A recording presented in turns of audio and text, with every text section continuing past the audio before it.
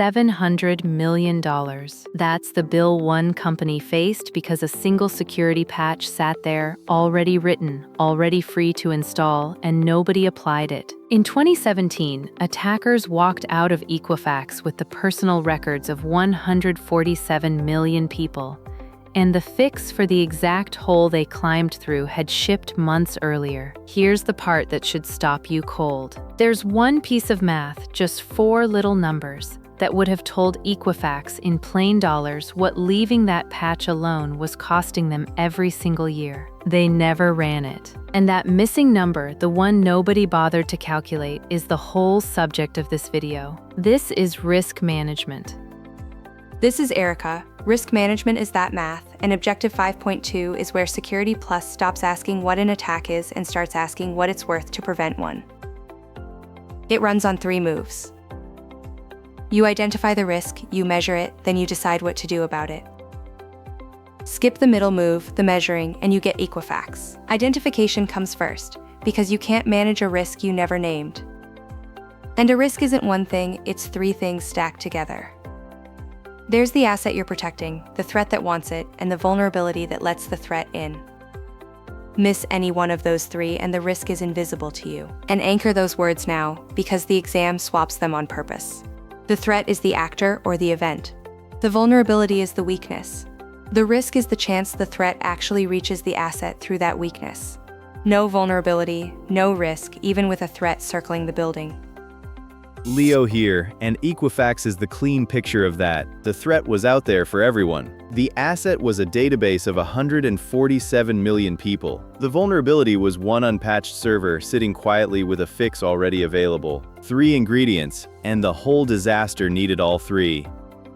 And notice the quiet first problem here, the one identification hides. You can't protect an asset you don't even know you own. Some of the worst breaches on record start on a forgotten system nobody remembered was still running, exactly like that Equifax server. So finding and inventorying your assets is really step 0. Before you can price a risk, you have to know the thing you're protecting even exists. Hi all, I'm Grace, and how often you go looking for those risks matters as much as looking at all. The exam wants 4 assessment cadences by name, so let me lay them out cleanly. Ad hoc, when something forces a one-off look, like a new vulnerability drops overnight. Recurring, on a fixed schedule every quarter, one time, tied to a single project. And continuous, where tooling watches in real time and never blinks. The trap is reading continuous as just frequent. It isn't. It's always on. And none of this is guesswork you invent on the spot. There's an official government playbook for the whole identify and assess process. The National Institute of Standards and Technology publishes it, Special Publication 830, the Guide for Conducting Risk Assessments. That's the real document security teams and auditors actually open. When a question frames a formal risk process, that's the world it lives in. Once you found a risk, you have to score it, and there are exactly 2 ways. Qualitative analysis ranks it by judgment. High, medium, low. A color on a heat map. It's fast, it's cheap, and it's how most shops triage a long list first. Here's what qualitative gives you, and here's its ceiling. A heat map says that unpatched server is red. That's genuinely useful for sorting. But red doesn't write itself into a budget. And that's the whole problem, right there in one color. Red tells the room something is scary. It does not tell the room how many dollars scary actually is, so the money never moves. Which is why the second method exists. Quantitative analysis puts a real number on the risk, in dollars.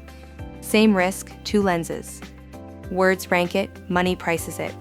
Let me put the 2 side by side, because knowing which lens a question is testing wins you a whole cluster of points. And that dollar figure is the thing that gets a patch approved before the breach, instead of after the headline. A color gets nodded at in a meeting. A number gets funded. And that's the exact gap that turned into a headline at Equifax. Red meant patch it. Nobody ever put a $sign next to red. So why does this matter for your exam and your job? Because Domain 5 is 20% of the whole test, and this risk math is the single most confused topic in it for technical people. Get it cold right here, and you bank a fifth of your questions on the one thing everybody else walks in and fumbles. Before we run the formula, there's a question that hangs over this whole topic, and someone put it perfectly under one of these risk videos. They did, they asked it clean. If I already know a vulnerability is dangerous, why do I even need a formula?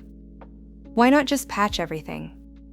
It's the most honest question in risk, and the answer is the whole reason this math exists.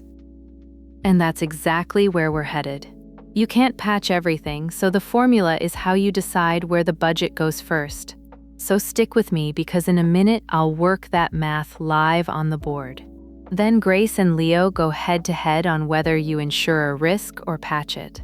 And we finish on the 2 clocks that decide what a ransomware morning actually costs you. One quick thing first. If you're studying for this exam, we've got free practice quizzes for every domain waiting at certs.professorerica.com. So go drill domain 5 while it's fresh. Now let's build that number.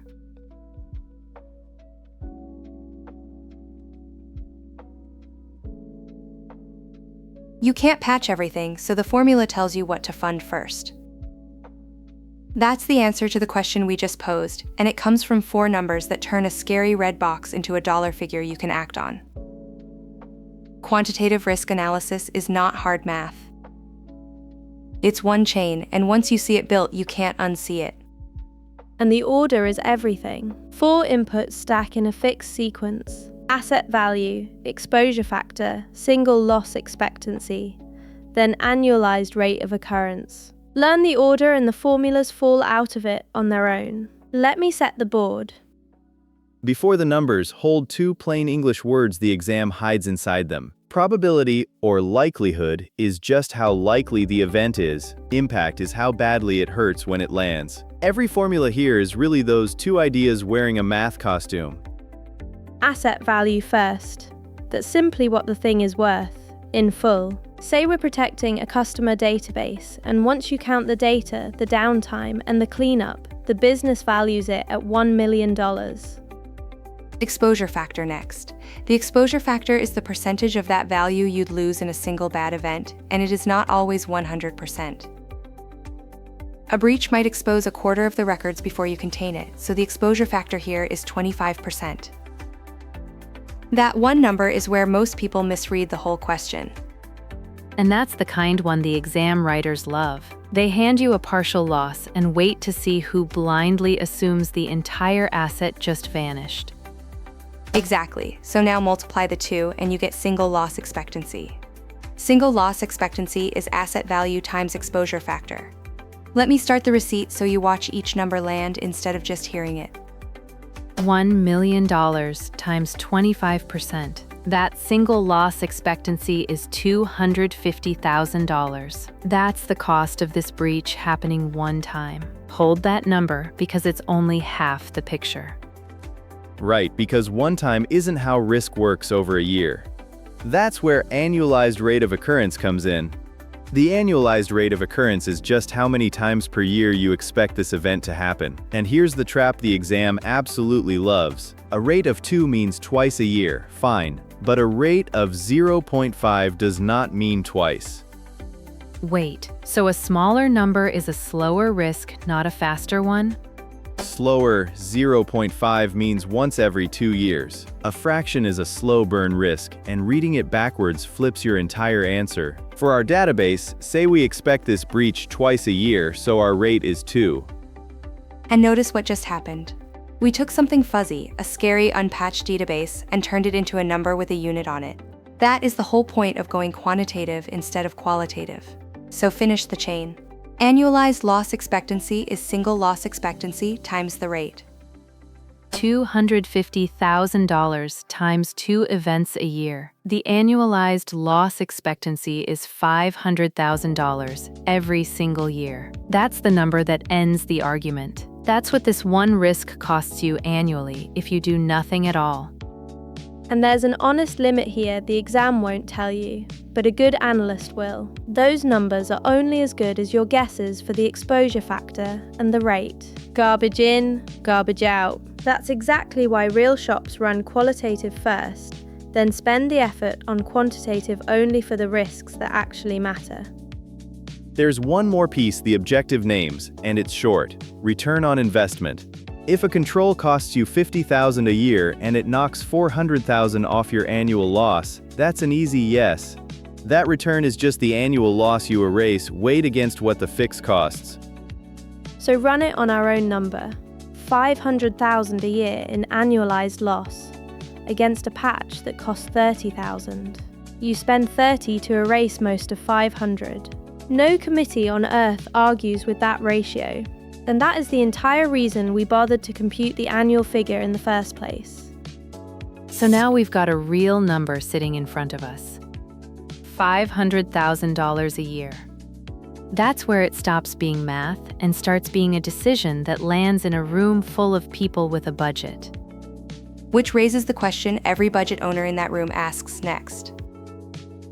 How does one annual number actually decide whether I spend money to fix the thing? Hold that, because that $500,000 figure is about to walk straight into an argument. Real quick, because this next part matters to you. If any of this is helping, tap that like button, then hit subscribe and ring the bell so the next one finds you. Both are free and take about a second, but they tell the algorithm to show this to one more person who needs it.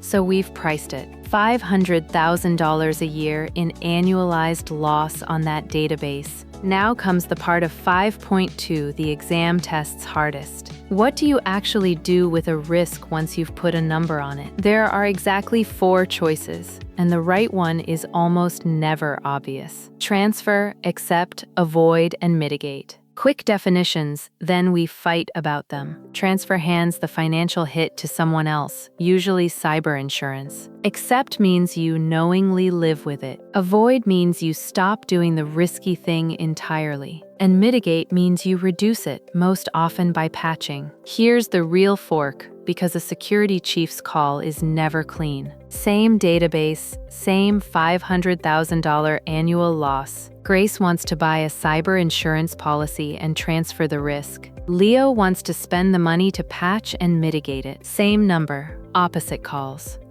Grace, you're up. Position first. When a loss is large, rare, and impossible to fully eliminate, the disciplined move is to hedge it, not to bet the company on a control holding perfectly. A cyber policy might run $60,000 a year. Look at the advantage. $60,000 known and fixed against a $500,000 loss that's unpredictable and possibly fatal. I'm trading a wild number I can't survive for a small one I can budget. And the consequence I'm buying insurance against is the one that ends companies, not the one that dents a quarter. But transfer doesn't make the risk disappear, Grace, it just moves the bill. The breach still happens. The customers still lose their data, and insurance doesn't pay back trust. I'd put real money on the patch instead, because the patch attacks the actual cause, and read the fine print on those policies. Cyber insurers carve out unpatched known vulnerabilities all the time. So the exact scenario that sank Equifax, an available fix nobody applied, is the one your insurer may flat out refuse to cover. Hold on. What happens the day your patch fails, Leo?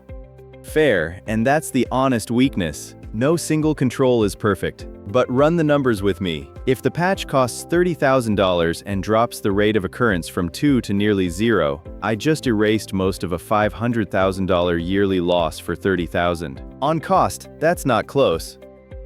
It's not close, and here's my concession, because I saw it 2 moves ago. This was never really either or. The trap is treating the 4 strategies as a menu where you pick one and stop. You mitigate the cause with the cheap patch first, because that's the highest leverage move. Then you transfer the residual risk that no patch can fully kill. The insurance covers whatever's left over. Patch first. Insure the remainder. I'll take that, and I'll take it fast, because it's right. And accept and avoid still have their place. You accept a tiny risk when the fix costs more than the loss. You avoid entirely when the activity isn't worth the exposure, like killing a feature that leaks data you never needed. And avoid is the one people forget, so make it concrete. A retailer that just stopped storing full card numbers has avoided that entire breach class. You can't lose data you never kept. No asset, no risk, nothing left to insure. Right, and that's often the cheapest control on the whole board. The most expensive risks are usually bolted to something the business never truly needed to be doing in the first place. And on accept, the exam wants one wrinkle, so let me hand it back. Erica flagged this in the last scene. She did, and it matters. Acceptance can be formal, with an exemption or an exception. An exemption is a standing carve-out.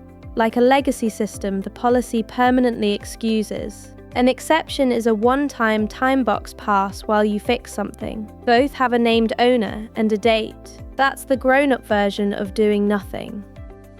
Which is the whole Equifax lesson, honestly. That server wasn't formally accepted by anyone. It was accepted by accident, by nobody, on purpose for no one. A documented exception with an owner and an expiry date is the exact thing that was missing.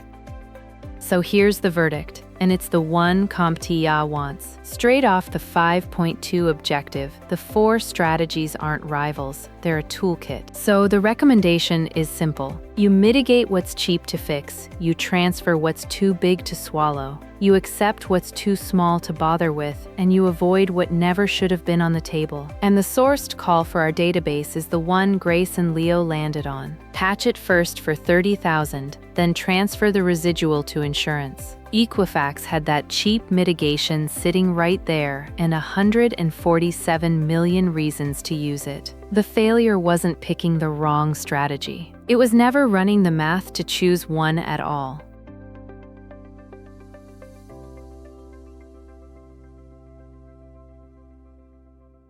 A number on a whiteboard means nothing if nobody owns it and nobody's watching it move.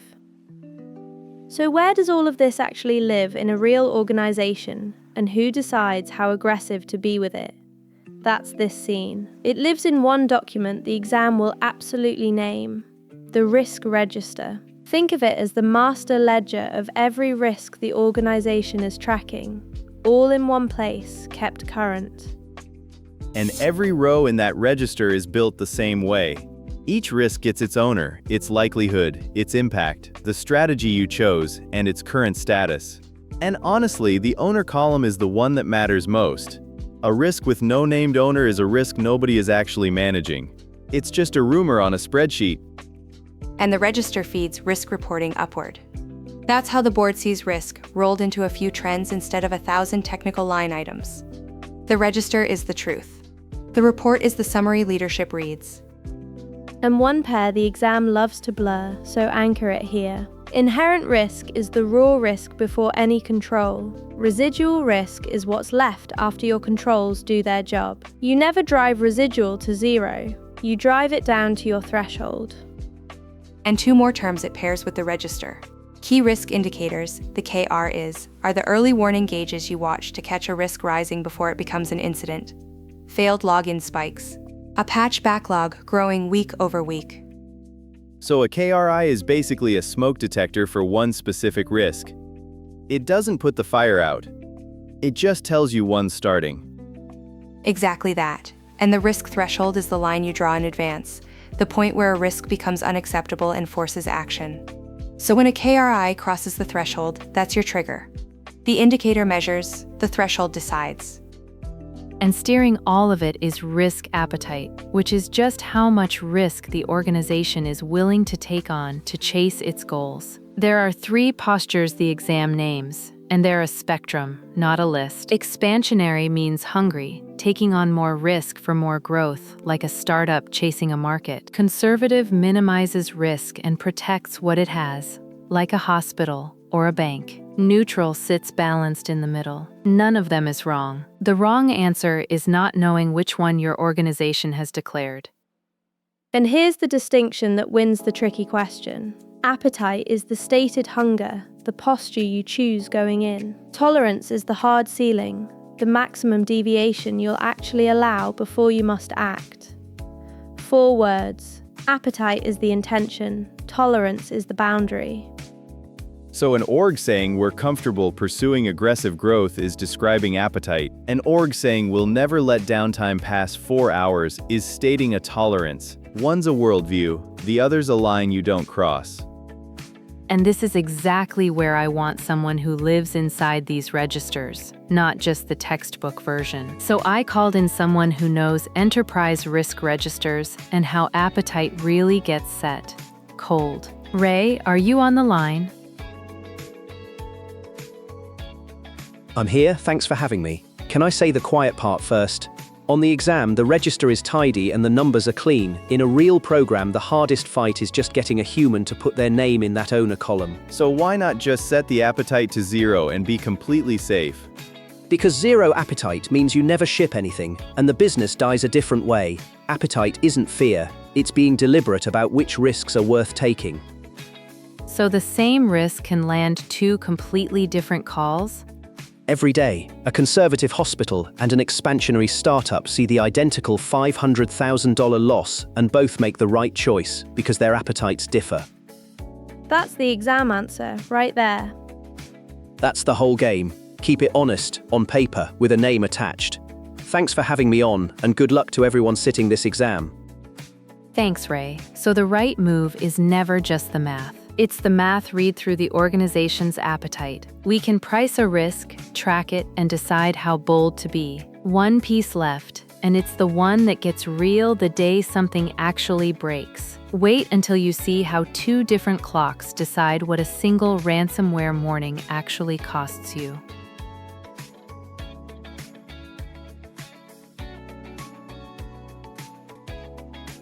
Ransomware just locked your customer database at 2 in the afternoon. Everything we've done so far was about preventing this. This last piece is about surviving it. And Security Plus measures survival with 4 metrics, all pulled from the Business Impact Analysis, the BIA. The BIA asks one blunt question. If this system goes down, what does it cost the business, and how fast does it have to come back? Quick note, because we've got a whole episode on building the recovery itself, the backups and the hot sites. This scene is about setting the numbers those recovery plans have to hit. Recovery time objective comes first, and it's the one people grasp fastest. The recovery time objective is the maximum time a system can be down before the damage becomes unacceptable. If your RTO is 4 hours, the clock that started when the ransomware hit gives you 4 hours to be back online. Miss it, and the harm crosses into unacceptable. Recovery point objective is the one people get backwards, so anchor it carefully. The recovery point objective is how much data, measured in time, you can afford to lose. If your RPO is 1 hour, your backups have to be no more than 1 hour apart, because anything newer than your last backup is simply gone. Let me put both on a timeline so the difference is impossible to confuse. That timeline is the whole trick. Recovery point looks backward from the incident. How far back is my last clean copy? Recovery time looks forward. How soon am I running again? Point is about lost data. Time is about lost uptime. Read the question for which direction it's asking, and the answer falls out. Make it concrete. Backups every hour, last one at 1 p.m. Ransomware hits at 2, you restore by 6. So your data loss is 1 hour.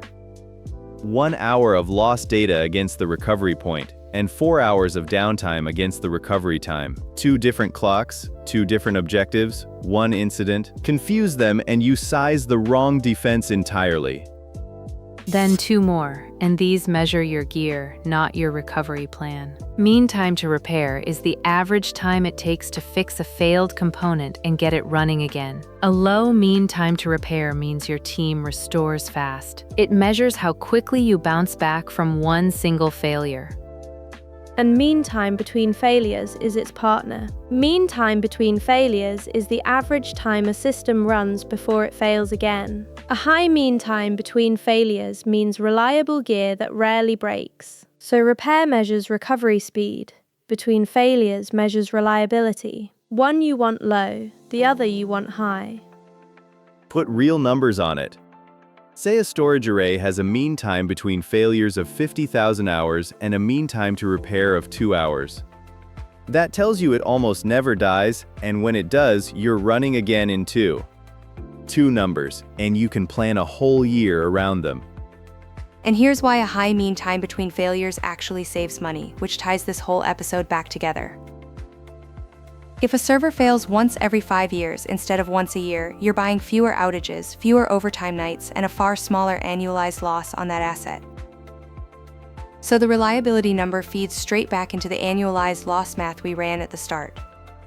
But the single most tested confusion in this whole set is recovery time versus recovery point. Say it one more time. Time is downtime, point is data loss. Get that? And the ransomware scenario writes its own answer. And there's the practical payoff. Set your recovery point objective honestly, and it tells you exactly how often to back up. 1 hour of tolerable data loss means hourly backups, not nightly. That one number, chosen on purpose instead of by accident, is the difference between losing an hour of work and losing a whole day of it. So recovery time does the same job for your response plan. If the business can only tolerate 4 hours down, that rules out restoring from cold tape that takes a day. A tight recovery time forces a hot standby and tested runbooks, not hope. Your objective dictates your technology. And that closes the loop we opened with Equifax. Identify the risk, price it with the math, choose a strategy, track it in the register, and set your recovery numbers before you ever need them. So walk away with one rule that covers all of it. Risk management is identify, price, then decide. The companies that get breached are rarely the ones that picked the wrong strategy. They're the ones that never ran the math to choose at all. That's the whole difference between a controlled incident and a $700 million headline.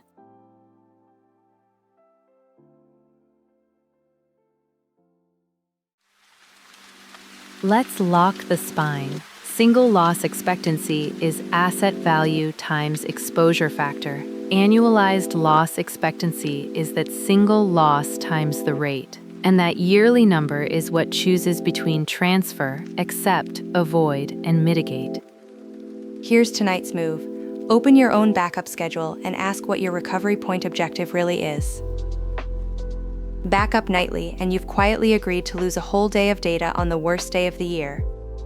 And keep the trap pairs, they're near guaranteed points. Appetite is the intention, tolerance is the boundary, time is downtime, point is data loss. Next time, how one contractor's stolen password became the front door into Target, and the single clause that decides who's on the hook when a vendor gets you breached. If this made the risk math click, hit like and subscribe so we keep building this Security Plus series to your exam, and grab the free Domain 5 practice quizzes at certs.professorerica.com. And the one only you can answer, a vulnerability you could patch for $30,000, carrying a $500,000 annual loss. Patch it, insure it, or both, and why? Passion without the homework is just noise, so do the homework. Until next time. I keep waiting to find something to critique, Maya. I have given up. 9 out of 10. This is Professor Erica. Thanks for watching and signing off.